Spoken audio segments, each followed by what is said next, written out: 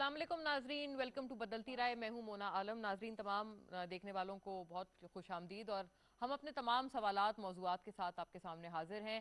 बहुत सारी बातें इन रीसेंट कॉन्टेक्स्ट इस वक्त करने वाली हैं, लेकिन अगर प्राइमरीली ज़्यादातर हम लोग बात करें या इसके एपिसेंटर को अगर लेके चलें तो वज़ीर आज़म इमरान खान का जो बहुत एक्स्ट्रावेगेंट प्रोटोकॉल के साथ जो उनको सऊदी अरेबिया की तरफ से मिला है, जो उनका दौरा है किंगडम ऑफ सऊदी अरेबिया का, वो अंडर द मोस्ट लाइमलाइट इस वक्त है। और उसके बहुत से मल्टी फैसेटेड नाजरीन एस्पेक्ट्स हैं जो कि यकीनन हमारे लोकल मामलात पे जिनका असर है, तमाम को हम लोग कलेक्टिवली कवर करेंगे, लेकिन step by step in all sequences. तो पहले सीक्वेंस के हवाले से नाजरीन, जो खास तौर पे हालिया दहशतगर्दी के वाकयात बलोचिस्तान में रोनमा हो रहे हैं, उसको हम लोग किस तरह से इंटरलिंक कर रहे हैं अफगानिस्तान में चलने वाले अमन के मरहले के साथ, और उस मरहले में उन तमाम मराहिल में क्या रुकावटें हैं। अभी भी हमने बड़ा बदकिस्मत एक अटैक देखा हमारे एफसी के जवानों पर। तो पहले तो सवाल मुलायजा कर लें, फिर हम लोग मजीद इसके हवाले से बात करते हैं।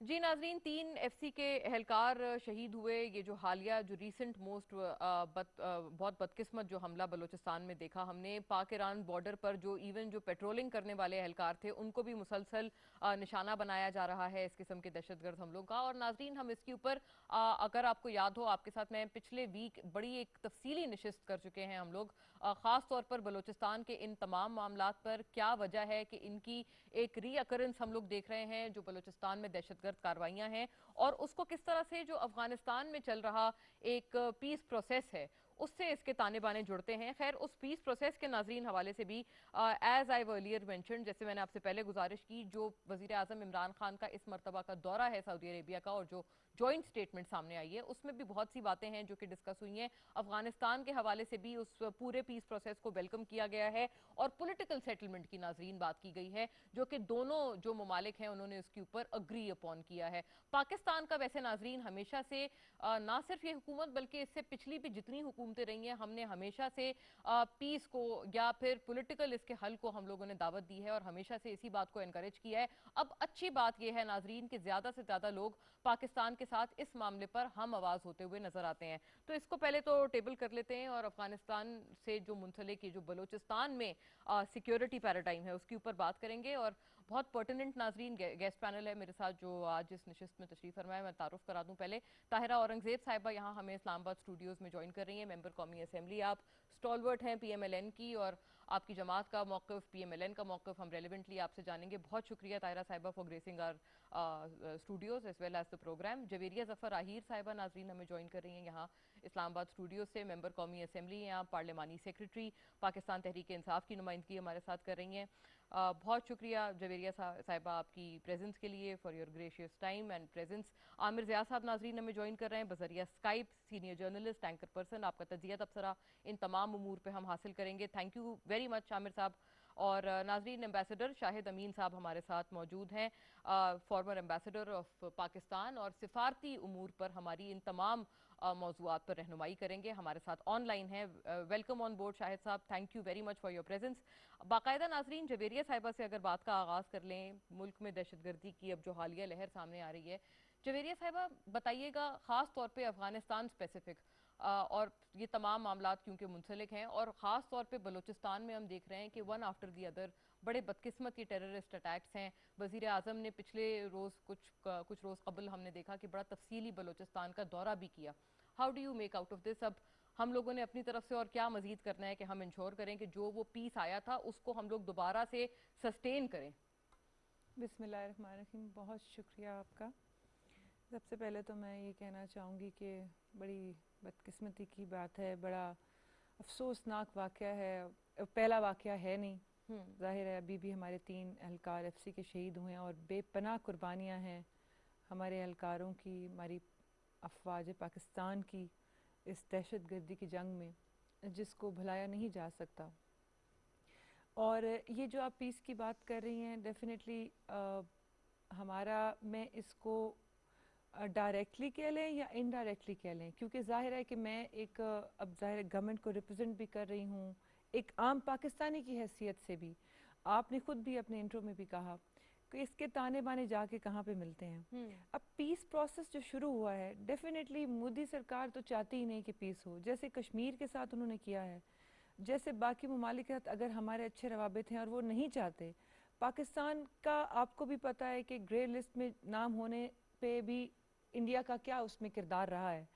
तो ये ताने बाने कहीं ना कहीं जाके तो वहाँ पे मिलते ही हैं। और अभी जितनी ज़्यादा शिद्दत से कोशिश की जा रही है, और हम अफवाज पाकिस्तान को इस पे सल्यूट पूरी कौम करती है कि जो उनकी कुर्बानियाँ हैं वो लायक तहसीन हैं।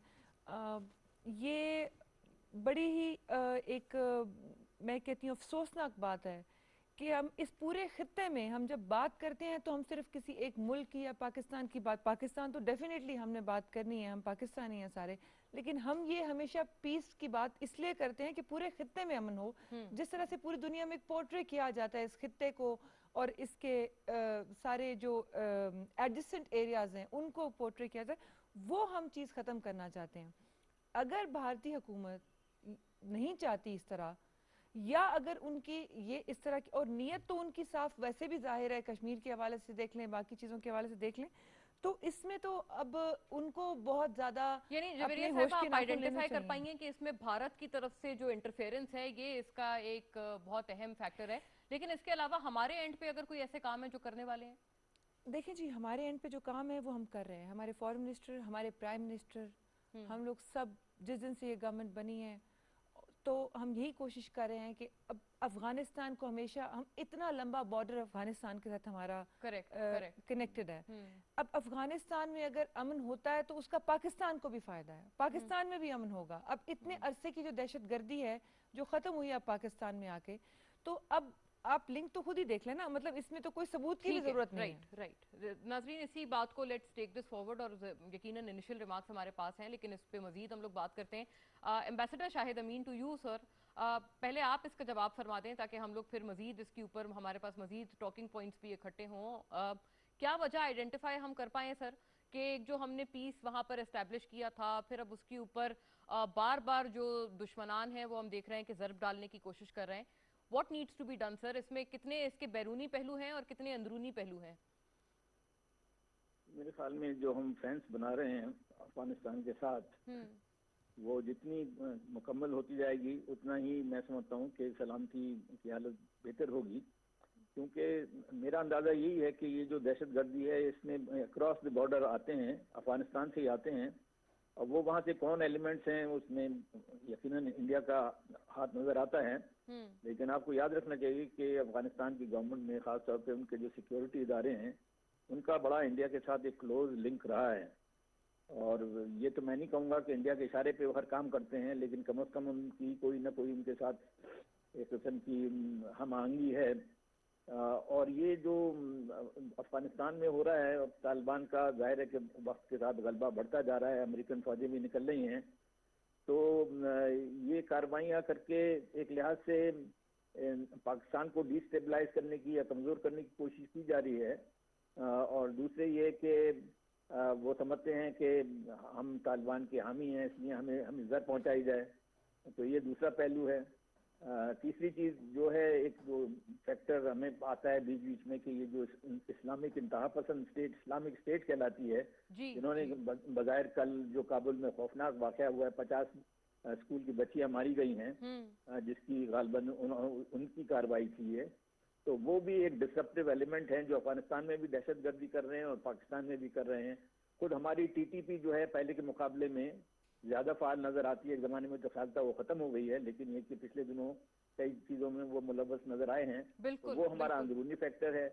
तो मैं समझता हूँ हमें इस बात के लिए बड़ा चौकन्ना होकर रहना पड़ेगा। अपनी जो सिक्योरिटी अपरेटर्स है उसको ज़्यादा एक्टिवेट करना है, लेकिन ये कि इसे घबराना नहीं चाहिए। ये मेरे ख्याल में वक्ती चीज़ है। जैसे ही अफगानिस्तान के अंदर कोई सियासी समझौता होता है तो हमें उम्मीद करनी चाहिए। साहब सर ये भी बता दें इसी कंटिन्यूटी में, एक बहुत वैलिड सवाल है और बड़ा लेजिटिमेट सवाल है कि ये जो इनखिला है यूएस ट्रूप्स वगैरह का, अब जाहिर है जिस तरह से हम हालात देख रहे हैं वहां पर भी पे दर पे इस तरह के हमले सामने आ रहे हैं, पाकिस्तान में भी जैसे आपने खुद फरमाया राइटली सो कि टीटीपी और इनकी जो कार्रवाइयां दोबारा से अफसोस के साथ कि दोबारा इनकी रीअकरेंस हम देख रहे हैं, तो ऐसे में जो ये इनखला का पूरा मामला था, क्या ये स्टेलमेट का शिकार हो सकता है? नहीं, मेरे ख्याल में तो वो कमिटेड हैं, बल्कि तालिबान ने तो ऑलरेडी इल्ज़ाम लगाया है कि अमेरिका ने जो वादा किया था 1 मई का वो उससे हट गए हैं, लेकिन चंद महीने के लिए हटे हैं। 1 सितंबर तक मेरे ख्याल में कुछ 3-4 महीने का फर्क पड़ रहा है। नहीं, मेरे ख्याल में तालिबान की जाहिर है उनको ये इत्मीनान होगा कि अमेरिकन फौजें निकल लेंगे, वो क्यों रोकेंगे उनका रास्ता।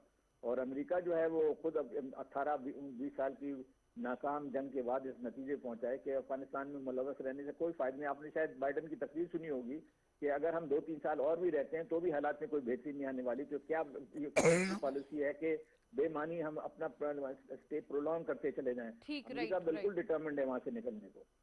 ताहिरा साहिबा, आपका क्या ख्याल है कि अब अमेरिका की संजीदगी को हम उसी तरह से लें, क्योंकि on the face of it बिल्कुल ये कहा जा रहा है कि वो निकलना चाहते हैं, इनखला जल्द से जल्द करना है, लेकिन ये कि इसमें सियासी फैक्टर भी है अमेरिका के लिए, क्योंकि जो ये कमिटमेंट थी ये पिछली हुकूमत जो रिपब्लिकन्स की, डोनाल्ड ट्रंप साबिक सदर, उनकी थी। तो क्या ये बाइडेन एडमिनिस्ट्रेशन भी उतनी ही आप समझते हैं कि जोश व खरोश के साथ उस कमिटमेंट को पूरा करेंगे? बिस्मिल्लाहिर्रहमानिर्रहीम। मोना, बहुत शुक्रिया, आपने इस अहम बात पे मुझे यहाँ मदऊ किया। Pleasure ma'am. पहली बात तो ये है कि बाइडेन ये कभी नहीं चाहेगा कि ट्रंप जो कमिटमेंट करके गया है इसका क्रेडिट उसकी सियासी पार्टी को हो। तो वो ये फौजें तो ज़रूर निकालेंगे, नेटो फोर्सेस का इनखला तो यकीनन है, इससे तो अमेरिका का फरार नहीं। लेकिन ये कब तक होगा वो ये चाहेगा इसको थोड़ा डिले करे और इसका क्रेडिट ताकि उसको और उसकी सियासी पार्टी को मिले।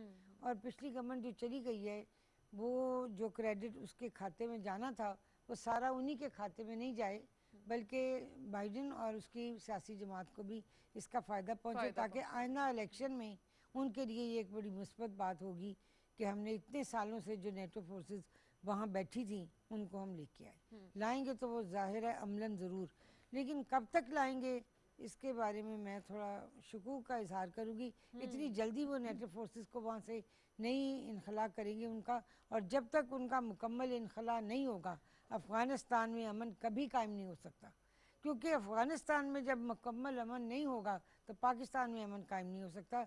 ये इस तरह से ममालिक जुड़े हुए हैं कि जिनकी सरहदें, जिनका मज़हब, जिनकी रवाबत, जिनकी रिश्तेदारियाँ, जिनके कबायली ताल्लुकात इस किस्म के आपस में रब्त हैं इनका आपस में कि ये अलग हो नहीं सकेंगे।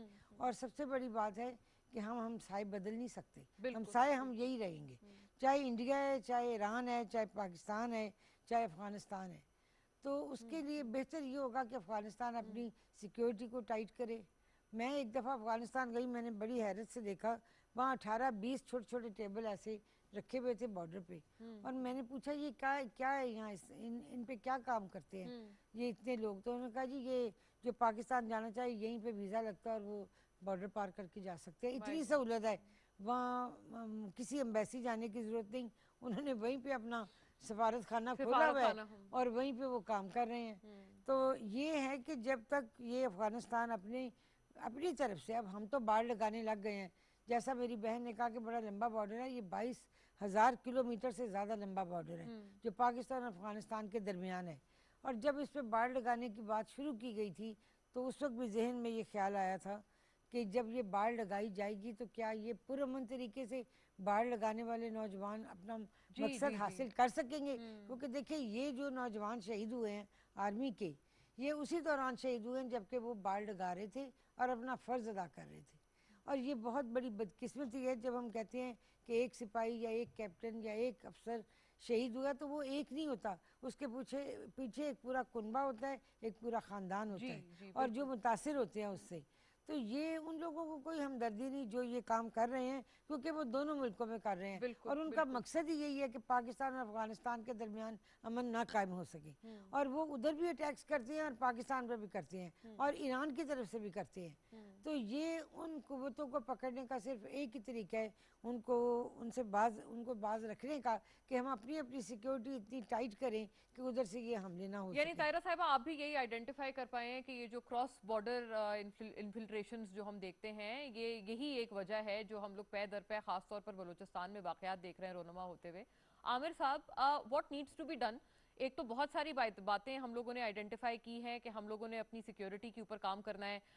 बिल्कुल, ये जो पोरस बॉर्डर, इससे कोई इनकार नहीं है, लेकिन इसके होते हुए हमने तमाम अपने फ़राइज़ भी सर अंजाम देने हैं, सिक्योरिटी भी अपनी उसी तरह से फुल प्रूफ रखनी है। इसके अलावा आप समझते हैं कि जो इंटरनल एलिमेंट्स इस किस्म की कार्रवाइयों के लिए बदकिस्मती से जो दहशतगर्द अनासर इस्तेमाल करते हैं, उन इंटरनल एलिमेंट्स को भी उनकी नफी करने के लिए या उनको इस तरफ ना ले जाने के लिए कोई हमारी तरफ से चीजें हैं जो दरकार हैं, वो भी एक बहुत लंबा तवील अमल है जिसकी हमें जरूरत है।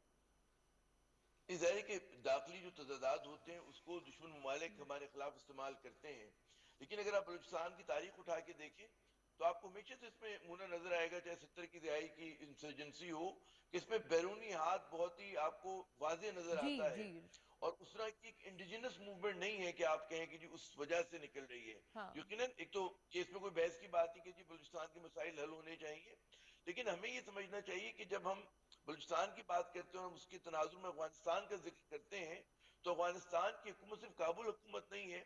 तो वहां पे जो माजी में हमेशा से रहा है कि जी भारत के साथ जो भी सब काबुल हुकूमत बैठी हुई और जो लोग, इनका एक पूरी तारीख है, तो उनकी वाज़ेह तौर पर एक उनकी साथ मिलकर इन टेंडम वो लोग काम करते हैं। और उसमें यकीनन पाकिस्तान के वो टीटीपी को भी इस्तेमाल कर सकते हैं और वो बलोच इंसर्जेंट्स को भी इस्तेमाल कर सकते हैं, जी लेकिन जी। असल बात ये है कि जी इनकी जो पूरी फाइनेंसिंग हो रही है। और अभी कुछ माह पहले की तो बात है कि नवंबर में पाकिस्तान ने डोजियर दिया था अक़वाम मुत्तहिदा में, जिसमें आइडेंटिफाई किए थे कि जी अफगानिस्तान में और भारत में किस तरह से कैंप्स चल रहे हैं दहशतगर्दी के।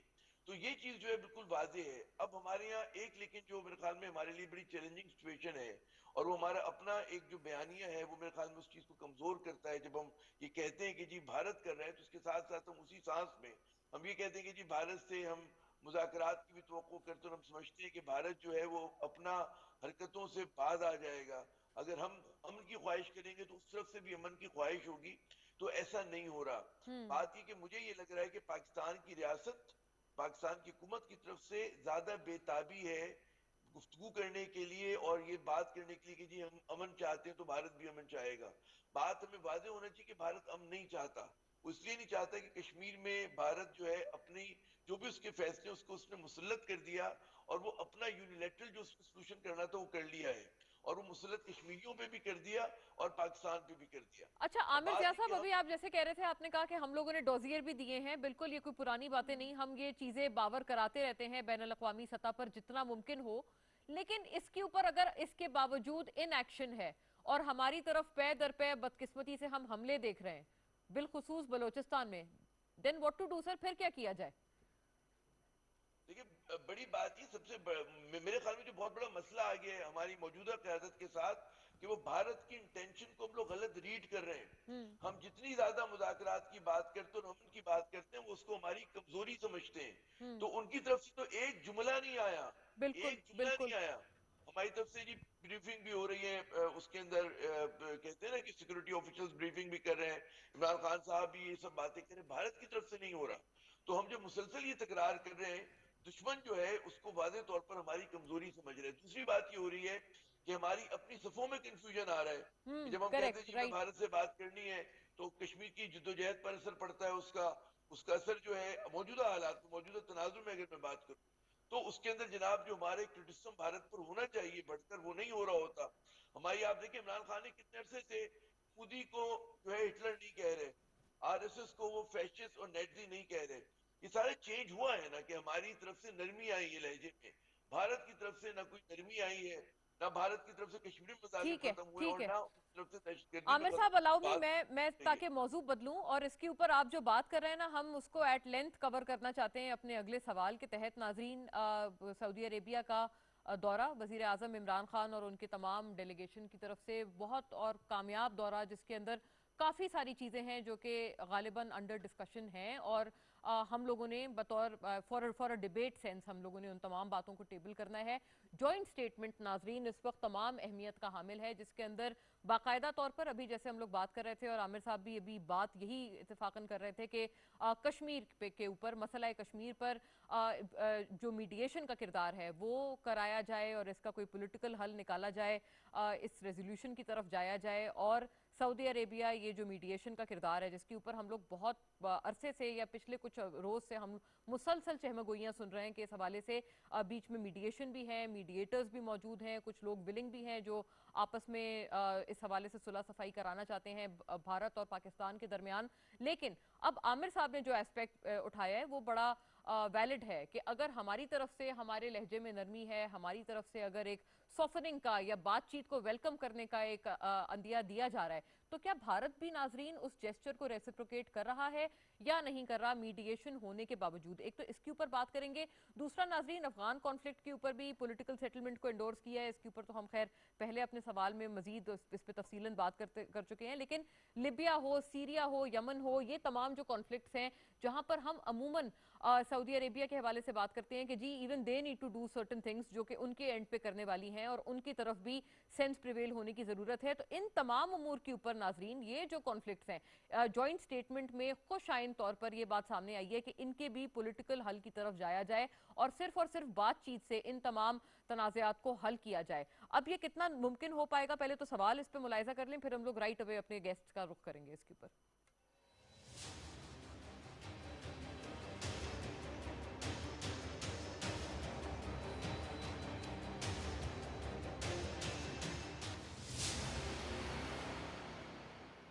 जी नाजरीन, $1 मिलियन सवाल कि क्या अब ये जो मीडिएशन का किरदार है मौजूदा हालात के होते हुए और भारत की तरफ से जो एक रिजिडिटी मुसलसल सामने आ रही है उस चीज को भी मद्देनजर रखते हुए क्या अब ये मीडिएशन का किरदार सऊदी अरेबिया इन दो हिस्टोरिक राइवल्स के दरमियान करा पाएगा या इसके ऊपर हम क्या समझें? ताहिरा साहिबा, पहले आपकी तरफ इस पे आ जाऊं, फिर मैं एम्बेसडर साहब की तरफ जाऊंगी, लेकिन पहले आप बताइएगा आपको इससे क्या सेंस या फीलर्स मिल रहे हैं? आपको लगता है कि अब इसमें कोई बिल आखिर इतने साल बरसा बरस के बाद कोई खास तौर पे हमारे जो कश्मीर के अवाम है वो सुक्का सांस कोई है अनकरीब के ले पाए? पहली बात तो ये है कि मैं इंडिया पे एतमाद ही नहीं करती। वो बहुत सी जगहों पे जो कुछ कमिट करके जाते हैं फिर उससे बैकआउट कर जाते हैं। और दूसरी बात ये है कि इंडिया का सऊदी अरब हमारा बहुत अच्छा दोस्त बन के इस्लामी मुल्क है और उनके साथ तो हमारी वैसे बड़ी जज्बाती वाबस्तगी भी है क्योंकि नबी करीम सल्लल्लाहु अलैहि वसल्लम का रोज़ा अक़दस मदीना मुनव्वरा में है और खाना काबा मक्का शरीफ में है। हम लोगों की मुसलमानों की वैसे भी सऊदियों के साथ बड़ी जज्बाती वाबस्तगी है, बड़ा एहतराम का रिश्ता है, बड़ा तौकीर का।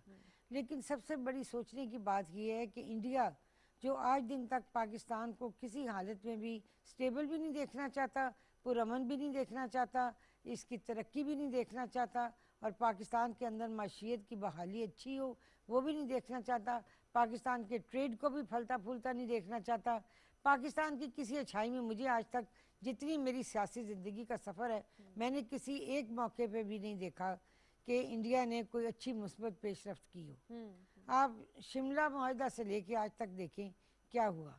और सबसे बड़ी पहली बात यह है कि कश्मीरियों के ऊपर अब जिस अंदाज में मोदी सरकार जुल्म ढा रही है, अब तो उन्होंने वापस वहाँ पर जाकर और लोगों को भी आबाद कर दिया है और उन लोगों को फहरिस्तों में ये सबसे बड़ा लम्हा फिक्री है कि कश्मीरियों की आबादी को कम दिखाने के लिए अब उन्होंने मुख्तलिफ जगहों से लोग वहाँ भेज कर आबाद आर्टिकल 35A को जो खत्म किया उसका तो मकसद ही यही था। उसका मकसद ही यही है कि जब अगर इलेक्शन हो, अव्वल तो इलेक्शन वहाँ क्या होते हैं और जब हों भी तो हम ये साबित कर सके कि वहाँ कश्मीरी आबादी इतनी ज़्यादा नहीं है। तो ये हर हरबा वो इस्तेमाल करते हैं और कश्मीरियों की 4 नस्लें आज दिन तक नौजवान नस्लें तबाह हो चुकी हैं, शहीद हो चुकी हैं, उनकी ख़वातीन, उनके बच्चे। आप देखें वहाँ कश्मीर की तस्वीरें भी आएँ किसी ख़ास दिन पे तो बूढ़े बूढ़े लोग हैं जो सड़कों के किनारे खड़े हैं, ये सड़क क्रॉस कर रहे हैं या बाज़ारों में जा रहे हैं। नौजवान नस्ल उनकी सब शहीद हो गई है। हर घर में आपको बूढ़ा माँ बाप मिलेगा, बच्चे नहीं मिलेंगे। और ये एक ऐसा सर्वे है जो दर्दनाक है और इस पे जो ह्यूमन राइट्स की हमारी तंजीमें उनसे पहले हमारे मुसलमान मुल्कों को ये सोचना चाहिए अगर हम इकट्ठे हो जाएं और सिर्फ एक काम हम ऐसा करें कि जिससे डायलॉग्स पुरअसर हो सकते हैं कि सऊदी अरेबिया इसको मशरूत कर दे कि हम अपनी ट्रेड इंडिया के साथ बंद कर देंगे। मैं बहुत साल पहले उम्रे पे गई थी, ये तकरीबन 80s की बात है। तो मैंने देखा जब मैं मस्जिद नबी से बाहर आई तो मैंने देखा कि वहाँ पे छोटी छोटी सी हट्स थी और उनमें चीज़ें फरोख्त हो रही थी। किसी में गरम मसाला था, किसी में जूतियाँ थी, चप्पलें थी रबड़ की, इसी तरह बेशुमार टोपियाँ थी नमाजियों की, तस्बीहां थी। मैंने देखा तो मैंने उससे पूछा, इलायचियाँ भी थी, तो मैंने कहा ये बड़ी खुशबू वाली हैं, ये आप कहाँ से मंगवाते हैं? तो उसने कहा जी ये इंडिया से आ रही हैं। यानी इंडिया का ट्रेड उस ज़माने से सऊदी अरेबिया के साथ इन चीज़ों का है। और अगर इंडिया को ये इतना माशी धक्का लगे, तमाम मुसलमान कंट्रीज़ ये अहद कर लें कि हम इंडिया से ट्रेड नहीं करेंगे, तो फिर इस जो मीडिएशन का किरदार सऊदी अरेबिया अदा करने जा रहा है उसका कुछ असर हो सकता हाँ, है। ये बड़ी अच्छी एक प्रपोजिशन है। और ये इसके तो बगैर तो इंडिया को कोई ऐसा धक्का नहीं लगेगा धक्का, जब हाँ, तक हाँ। उनकी मशीयत पे धक्का नहीं लगेगा।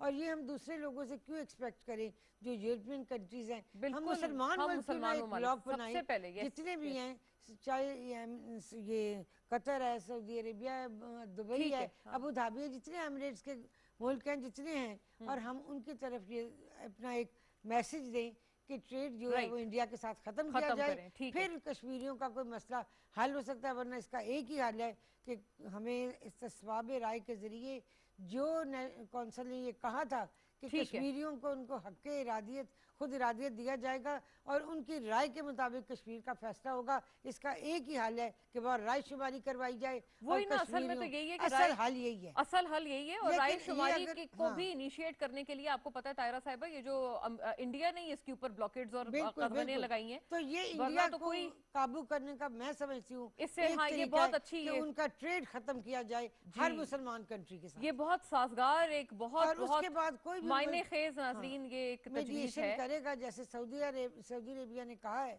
लेकिन ये ज़बानी कलामी होगा, इससे अमलन कुछ फर्क नहीं पड़ेगा, ना कश्मीरियों को ना पाकिस्तान। जी, एम्बेसडर शाहिद अमीन सर, ऐसी उम्मीद रखी जाए, क्योंकि हकीकत इससे बरक्स है और बहुत ज्यादा पैमाने पर ट्रेड है ये तमाम अरब कंट्रीज का, सऊदी अरेबिया अलाइक। और ये तो जो चंद चीज़ों का जिक्र किया जो तायरा साहिबा ने, वो तो कुछ बहुत जैसे कहना चाहिए मासूम चीज़ें, लेकिन वो तो बहुत बड़े पैमाने पर इसके आगे जाकर वो ट्रेड कर रहे हैं, आर्म्स डील वगैरह में हिस्सा है। तो हैरान होगी, अफगानिस्तान के अंदर इंडियन फिल्में लग रही थी, हाँ, वो बड़ी महंगी खरीद के लाते थे, पाकिस्तानी मूवीज उनके सिनेमा शूट घरों में नहीं लगती थी, इंडियन मूवीज बाकायदा और अफगानिस्तान में फिल्में लग रही थी। एक उनके सकाफत की यलगार थी जो अफगानिस्तान के ऊपर थी। पाकिस्तान से भी लोग जाते थे, बाहर जाके वो फिल्में देखते थे, वापस आके बताते थे कि जी ये है, ये है। अब कहने का मतलब ये है, जब तक अफगानिस्तान को भी ये होश के नाखिल लेने चाहिए कि उनके मुल्क में भी जो मुल्क अमन कायम नहीं करना मुझे चाहता, इजाजत दीजिएगा तायरा साहिबा, ताकि मैं आगे बढ़ूं तमाम दूसरों के साथ भी इस मौजू पे। जी एम्बेसडर साहब, ये तो यकीनन बातें बहुत सही हैं, दिल को छूने वाली हैं, लेकिन रियलिटी इन ट्रू एसेंस कोई जो पिक्चर है वो कुछ मुख्तलिफ है। देखिए मोना, मेरा ख्याल था कि आपने मुझे इसलिए मदऊ किया है कि सऊदी अरब पाकिस्तान के ताल्लुकात को पर डिस्कशन होगा, और हमारे वज़ीर आज़म का जो दौरा था इस वक्त मुझे नज़र आता है सारा फोकस इंडिया की तरफ चला गया है। वो यकीनन एक अहम मौजू है, लेकिन अगर मुझे इजाज़त दें, मैं क्योंकि सऊदी अरब में पाकिस्तान का सफ़ीर भी रहा हूँ और उस पर मैंने अभी किताब भी पब्लिश की है सऊदी अरब पाकिस्तान ताल्लुकात के ऊपर, तो मेरी उसमें ज़्यादा दिलचस्पी है। मैं समझता हूँ कि जो दौरा हमारे वज़ीर आज़म ने अभी किया है उसकी सबसे अहम पहलू ये है कि जो बीच में कुछ गलतफहमियां डेवलप हो गई थी या कुछ स्ट्रेन डेवलप हो गया था पिछले 1-2 साल के अंदर ताल्लुकात में, उसको दूर करने में वो कामयाब हुए हैं।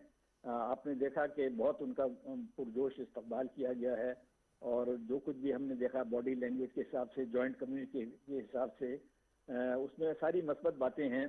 और मैं समझता हूँ कि ये इसलिए बहुत ज़रूरी है कि मेरी नज़र में सऊदी अरब के साथ खुसूसी ताल्लुकात रखना पाकिस्तान की खारजा पॉलिसी ऑब्जेक्टिव्स का एक अहम हिस्सा है।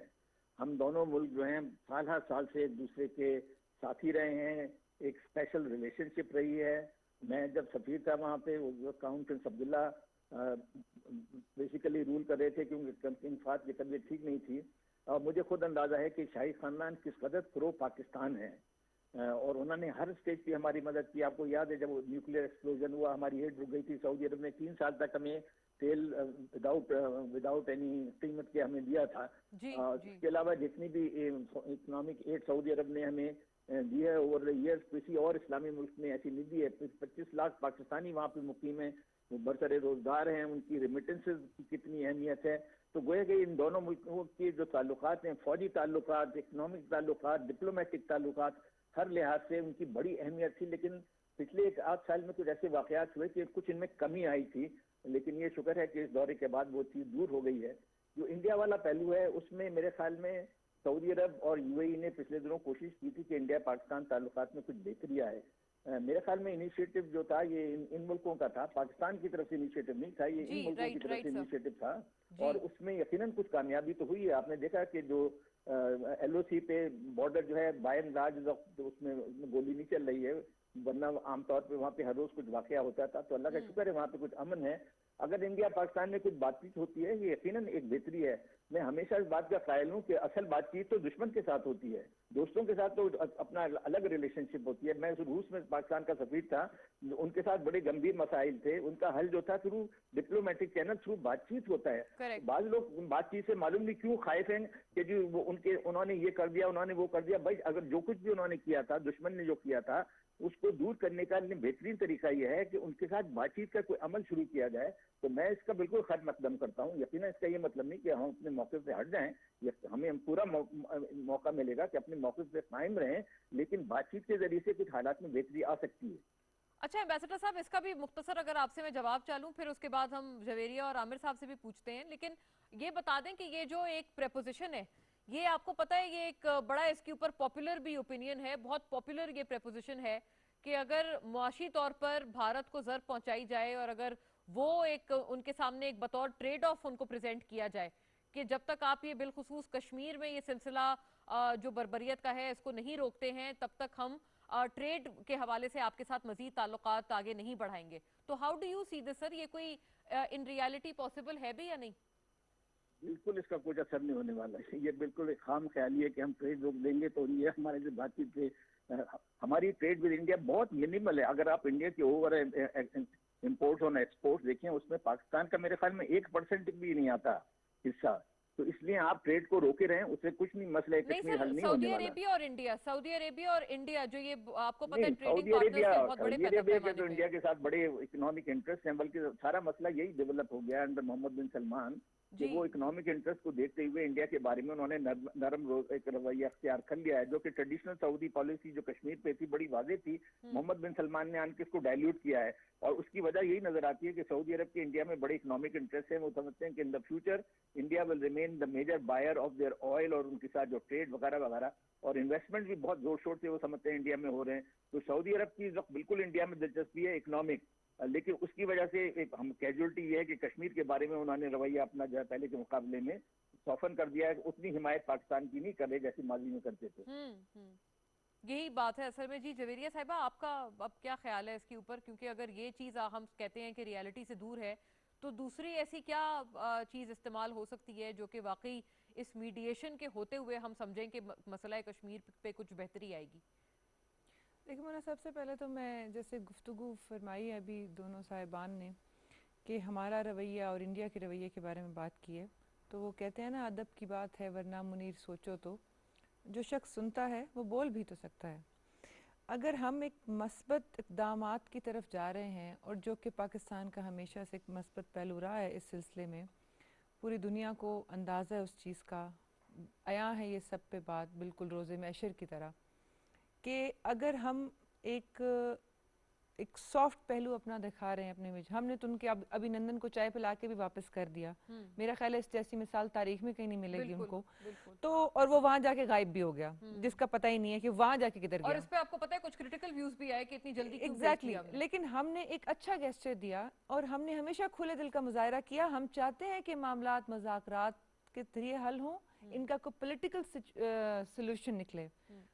जैसे तायरा साहब ने कहा पड़ोसी नहीं बदल सकते, बिल्कुल नहीं बदल सकते, पड़ोसी नहीं बदल सकते। हम अपना किरदार अदा कर सकते हैं, उनके किरदार के हम जिम्मेदार नहीं हैं। सही है। और हम बिल्कुल वही किरदार अदा करेंगे जो हमारे अखलाकियात के तहत, आइन के तहत, शरीयत के तहत वो है। लेकिन इसमें एक चीज जरूर है कि इन्होंने फरमाया अभी आमिर साहब ने भी और उन्होंने भी कि इंडिया का आगे से लहजा दुरुस्त नहीं है। उन्होंने कोई ऐसी स्टेटमेंट नहीं दी। जो आप इंडिया से क्या एक्सपेक्ट करते हैं? इंडिया ने इतने सालों में कितनी दहाइयां बीत गई, इंडिया ने कुछ नहीं किया, आप इंडिया से अब क्या एक्सपेक्ट करते हैं? एक्सपेक्टेशन तो वहाँ होती है जहाँ पे आपको कुछ नहीं, लेकिन अंदाजा जवेरिया साहिबा हो। उनका व्यू ये था कि अगर उनकी तरफ से इतनी कोई, जैसे कहते हैं ना, जेनरोसिटी को रेसिप्रोकेट नहीं किया जा रहा, तो हम भी थोड़ा अपने आप को पीछे कर लें। देखिए, एग्रेशन की बात जहाँ पे आती है ना, तो अगर इंडिया ने अगर अपनी जैसे जिस तरह से वो कार्रवाइयों में मुलविस रही हैं, जिस तरह से अटैक्स हुए हैं पाकिस्तान पर, या खुदा ना ख्वास्ता आइंदा भी होंगे, तो कोई ऐसी बात नहीं है कि हम उनको जवाब नहीं दे सकते। हम, और ये इंडियन गवर्नमेंट को अच्छी तरह पता है कि हमारी फोर्सेस, हमारी गवर्नमेंट, हमारी कौम पूरी की पूरी उनकी उनसे ज़्यादा बेहतर अंदाज में उनको जवाब दे सकती है कि उनको, क्योंकि वैसे भी उनको जितने भी वर्ड फॉर्म्स हैं उनको मुंह की खानी पड़ती है। हमें तो किसी ने गलत आज तक नहीं कहा, उन्हीं का चेहरा आया हुआ है दुनिया पे, जैसे उनका मकरू घिनौना जो इस गवर्नमेंट का, या इंडियन गवर्नमेंट पूरी, आप पिछली भी उठा के देख लें, एज अ होल मैं बात कर रही हूँ, तो वो पूरी दुनिया को पता है। तो जवाब देने हमें भी आते हैं, चाहे वो एग्रेशन में दें या हमलों की सूरत में दें, या जिस तरह हम उस नहज पे जाएं क्यों जिसकी ज़रूरत ही नहीं है।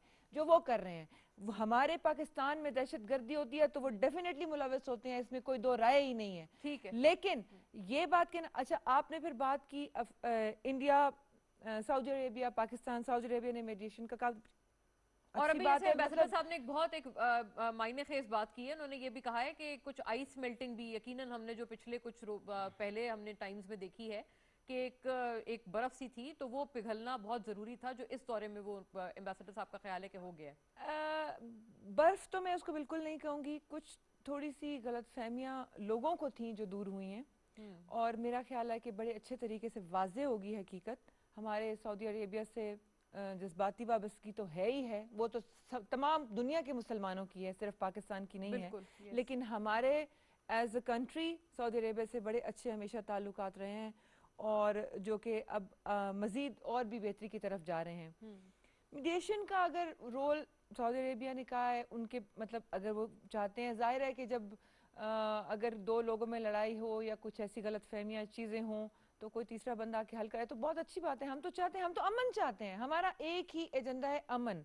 लेकिन अगर कोई उस अमन में खलल पैदा करके और एग्रेशन की तरफ जाएगा, तो इसका ये मतलब नहीं है कि हम एग्रेसिव नहीं हो सकते। लेकिन अब आप ये भी, आपका ख्याल है कि ये जो 370 और 35 है, जब तक ये दोनों वापस आर्टिकल्स नहीं किए जाते, तो क्या आपको लगता है कि एटलीस्ट गवर्नमेंट ऑफ पाकिस्तान, आपकी हुकूमत इस बात पर कायम रहे कि जब तक इन आर्टिकल्स को दोबारा नहीं रीइंस्टेट किया जाता, तब तक हम बात आगे नहीं बढ़ाएंगे? ये गालिबन ऑफिशियल स्टैंड अब तक हमारा यही है। देखिए, हमारा ऑफिशियल स्टैंड बिल्कुल यही है और यही रहेगा। उसकी वजह यह है कि ये जो 35A की बात कर रही हैं आप, उसकी ये उनके अपने कैबिनेट मेंबर्स, उनके अपने स्टेट के जो लोग हैं, आपने भी देखा होगा, आपको तो बल्कि बेहतर पता है, आप मीडिया से हैं, तो उन लोगों ने खुद भी इंडिया के अपने जो वहाँ के रिहायशी हैं, जो वहाँ की हुकूमत मतलब का हिस्सा है, उन्होंने कंडेम किया, उन्होंने इसको पोज किया।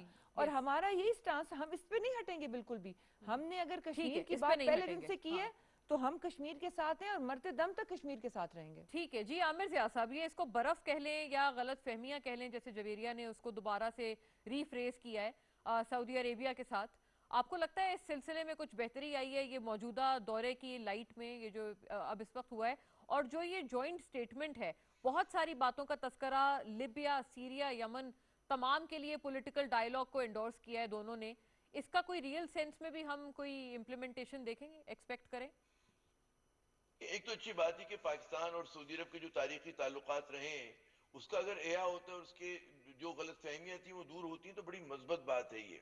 लेकिन हमारी जो तवक्कुआत है वो हकीकत पसंदाना होनी चाहिए। अगर हम ये समझते हैं कि हमारा दुनिया में एक ही मुल्क से बरह रास्त तजाद है और वो है भारत, तो भारत के मामले में अगर हम समझते हैं कि सऊदी अरब या दीगर अरब ममालिक जो है वो कोई फाल किरदार अदा कर सकते हैं, तो मेरे ख्याल में हमें रियलिज्म की दुनिया में आ जाना चाहिए। तो एक और बात हमें समझनी चाहिए मुना के तारीखी एतबार से भारत ने हमेशा मीडिएशन के खिलाफ बात की, तो भारत कभी भी मीडिएशन किसी तीसरे मुल्क की कबूल नहीं करेगा बराह रास्त। जो ये हो सकता है कि जी आप बैक चैनल डिप्लोमेसी के जरिए बातचीत की राह हमवार कर दें, लेकिन टॉक फॉर द क्या कहते हैं सेक ऑफ टॉक्स, उसका भी आप देखें कि भारत जो है नवाज शरीफ साहब के दौर से जो उन्होंने मुज़ाकरात का दरवाजा बंद किया है और पाकिस्तान मुसलसल मुज़ाकरात की बात कर रहा है, तो हमें समझ में आ जाना चाहिए कि भारत का मूड क्या है। और बहुत सारी चीजें जो होती है वो ममालिक जो अपनी कौमी गैरत, अहमियत, अपने वकार के हिसाब से करते हैं। मैं समझता हूँ कि पाकिस्तान मुतवातिर जब हम बार बार बात ही करते हैं कि जी मुज़ाकरात कर लें, खुदा के लिए मुज़ाकरात कर दिला कर लें, तो उससे बात बनेगी नहीं। और मुज़ाकरात के जरिए हमें अब तक की तारीख में सबक मिलता है कि बायलैटरलिज्म जो है पाकिस्तान और भारत के दरमियान हमेशा नाकाम रहा है। और आज भारत जो है वो ज्यादा पोजिशन स्ट्रेंथ से बात कर रहे हैं, क्योंकि उसने मकबूजा कश्मीर में जो कुछ करना था कर दिया। हाँ उसने उसको पार्ट ऑफ यूनियन टेरिटरी बना दिया और अब वहां पर वो डेमोग्राफिक चेंजेस लेकर आना बिल्कुल, चाहता है। यस। तो हम लोग जब एक ही तरह की गिरदान करते हैं, तो मैं फिर वही अर्ज करूंगा कि हमारी तरफ से पैगाम ये जाता है कि पाकिस्तान जो है वो बहुत ज्यादा बेताब है और कमजोरी का मुजाहरा कर रहा है, जिसपे हमें उससे गुरेज करना चाहिए। बात यह है कि भारत ने अपनी तरफ से जो भी सोल्यूशन था वो मुसल्लत कर दिया हम लोगों पर। और हम अगर ये बात करते हो तारीख में, आप ये देखें हमारी एक फॉरेन ऑफिस जी से जी, लेके सब यस, कहते जी बिल्कुल, मैं बिल्कुल मुज़ाकरात जो है I bring this to her you, तो मसले का जवेरिया हल है, साहिबा की तरफ वैसे भी इस बात को लेके मुज़ाकरात आना मसले का चाहिए। हल जी नहीं होते। अगर आप देखें कि अमेरिका बहादुर वापस जा रहे हैं अफगानिस्तान से, तो अगर तालिबान उनके सामने ना खड़े होते तो अमेरिका आज आराम से बैठा हुआ होता। तारीख में हमेशा ये होता है कि जो मैदान को डिक्टेट करता है वही मुज़ाकरात की मेज को डिक्टेट करता है। तो हमारे यहाँ अगर भारत ने अपने अज़ाइम जो है वो हासिल कर लिए, तो वो मुज़ाकरात की टेबल को भी डिक्टेट करेगा। ठीक है। तो हमें ये सोचना कि प्रैक्टिकली क्या मुमकिन है। हमें अपनी ये जो डिल्यूजन्स हैं कि जी फला मदद कर देगा और हम ट्रेड का खात्मा करवा देंगे, ये नहीं मुमकिन है। हमने देख लिया इस्लामिक उम्मा को ओआईसी के अंदर जिस तरह से लास्ट टाइम बुलाया गया था भारत को बतौर मुबस्सिर, जी जी, और जिसका कुरैशी साहब ने बॉयकॉट किया था। हमें याद रखना चाहिए कि वहां पे टिल्ट क्या जा रहा इतनी है। ज्यादा तो तवक्कुआत इस हम हवाले से ना रखी जाए, ताल्लुकात ये के तो आमिर साहब मालिक बहुत से जाहिर है। माइनस भारत करें। भारत से हमारी जो लड़ाई है वो हमें खुद लड़नी चाहिए, बजाय इसके कि हम इधर उधर देखें। हम खुद फैसला करें कि हमें क्या करना है। लेकिन मुज़ाकरात की बार बार अपील से हमारे मसले हल नहीं होंगे। ठीक न है, ये तो वही कश्मीरियों की बिल्कुल आपने अपनी बात वही दोहराई है जो इससे पहले आप फरमा रहे थे कि इसको बहुत ज्यादा इसको एम्फेसाइज ओवर एम्फेसाइज करने की जरूरत नहीं है। Quick round brief sentences from everybody. Javeria साहिबा का इस पे बहुत जरूरी एक रिबटल आना चाहिए या उनका एक रिस्पॉन्स रिएक्शन आना चाहिए। आमिर साहब ने जो अभी कहा है जवेरिया साहिबा, कि आप बहुत ज्यादा ना बोलें, ये जो एक आपको लगता है एक ईगरनेस कुछ ज्यादा शो हो रही है पाकिस्तान की तरफ से। नहीं, मैं इस बात से बिल्कुल इत्तेफाक नहीं करती। I am very sorry. Aamir साहब सीनियर हैं तज्ज़ियाकार, लेकिन किसी की शराफत को उसकी कमज़ोरी हरगिज़ नहीं समझना चाहिए, पहली बात। दूसरी बात ये कि अगर आप एक मस्बत रवैया रख रहे हैं तो उसको उसको अपनी परसेप्शन के मुताबिक बयान नहीं आप कर सकते। तीसरी सबसे इंपॉर्टेंट बात यह है कि अपोजिशन भी जो अब तो हम गवर्नमेंट में है तो जाहिर है जो अपोजिशन है या जो भी बात, फिर आप लोगों ने ही मीडिया ने भी ये सवालात कर रहे हैं कि आप लोगों ने फलां फोरम पे सवाल क्यों नहीं उठाया, फलां फोरम पे क्यों नहीं उठाया, आप फलां जगह गए आपने कश्मीर की बात क्यों नहीं की, आपने पाकिस्तान की बात क्यों नहीं की। तो जब बात की जाती है और हम पॉलिटिकल हल चाहते हैं, हम अमन चाहते हैं, पूरे खित्ते में चाहते हैं पाकिस्तान समेत, तो इसको हमारी कमजोरी हरगिज़ नहीं समझिए, हम कमजोर नहीं है। दूसरी चीज मैंने जरा क्विकली मैं ये जरा ही कहना चाहूंगी, अब फलस्तीन में भी जो बात हुई है, ओआईसी से भी प्राइम मिनिस्टर की आपने ट्वीट भी पढ़ी, सारा कुछ पढ़ा। मैं ये एक एज ए पॉलिटिकल वर्कर ये बात नहीं कर रही, मैं एक आम पाकिस्तानी और मुसलमान होने की हैसियत से बात कर रही हूँ। जैसे जवाब शिकवा में अल्लामा इकबाल ने भी कहा है, बस वही अशार पढ़ूंगी, और कि मनफियत एक है इस कौम की, नुकसान भी एक ही सबका नबी, दीन भी ईमान भी एक, हरम पाक भी, अल्लाह भी, कुरान भी एक, कुछ बड़ी बात थी होते जो मुसलमान भी एक, फिरका बंदी है कहीं और कहीं जाते हैं, क्या जमाने में पनपने की यही बातें हैं, थे तो आबा वो तुम्हारे ही मगर तुम क्या हो, हाथ पर हाथ धरे मुंतजरे फरदा हो। ये ओआईसी की सोचने वाली बात है, ये तमाम मुसलमान ममालिक की सोचने वाली बात है। इजाजत दीजिएगा, बिल्कुल बहुत खूबसूरत बात है, लेकिन एम्बेसडर साहब आखिरी जुमला सर आपका, आर वी ओवरडूइंग दिस, हमारी तरफ से कुछ एम्फेसिस ज्यादा तो नहीं हो रहा? नहीं, मेरे ख्याल में तो कोई खास अब बात नहीं हुई है। ज्यादा रोल तो सऊदी अरब और यूएई का है, हमने उसका मस्बत जवाब दिया है, उसके कुछ अच्छे नताइज निकले हैं, एलओसी पे अमन हो गया है। तो मेरे ख्याल में ये कहना कि पाकिस्तान बहुत ईगर है या एंशियस है, ये मैंने तो कोई ऐसा किसी हमारे बयान से ये नतीजा नहीं निकाला है। यकीनन हम चाहते हैं, बातचीत चाहते हैं, लेकिन कभी इस सिलसिले में हम जो बहुत ओवर ईगर नहीं है या अपनी पोजीशन को कमजोर करके ये बात नहीं कर रहे। सही है, राइट। ये एम्बेसडर साहब भी इस बात को उनका भी यही ख्याल है कि इसमें ओवरनेस, कोई ओवर कीननेस नहीं है। जी ताहिरा साहिबा, पार्टिंग सेंटेंस आपका, आखिरी जुमला ताहिरा साहिबा। अगर इंडिया जुल्म करता रहेगा तो अमन कैसे होगा? जुल्म भी हो और अमन भी हो, ये दो बातें एक साथ नहीं होती। और अगर अब सऊदी अरेबिया ने पाकिस्तान गवर्नमेंट से ये कहा कि मैं मीडिएटर का मीडियोकर का किरदार अदा करने को तैयार हूँ। तो इसके लिए पाकिस्तान गवर्नमेंट को चाहिए, प्राइम मिनिस्टर साहब वहाँ हैं, सऊदी अरेबिया से कोई टाइम फ्रेम लें कि इस टाइम फ्रेम के अंदर क्या मुस्बित बात हो सकती है, उसका क्या जवाब है। ये नहीं कि लंबा चलता जाए चलता जाए चलता जाए और फिर कश्मीरी कायद आजम रहमतुल्लाह ने एक जुमला कहा था, कश्मीर पाकिस्तान की शाहरग है और इस शाहरग की हिफाजत हम मरते दम तक करेंगे इंशाल्लाह। जी नाजरीन, thank you to the ladies and gentleman. Quick wind up, Javeria Zafar Aahir हमारे साथ, ताहिरा औरंगजेब साहिबा ने हमारा साथ दिया था, जनाब Aamir Zia, ambassador Shahid Amin, a very decorated guest panel indeed. नाजरीन आज के लिए इतना ही, इंशाल्लाह सी यू अगेन, अल्लाह हाफिज़।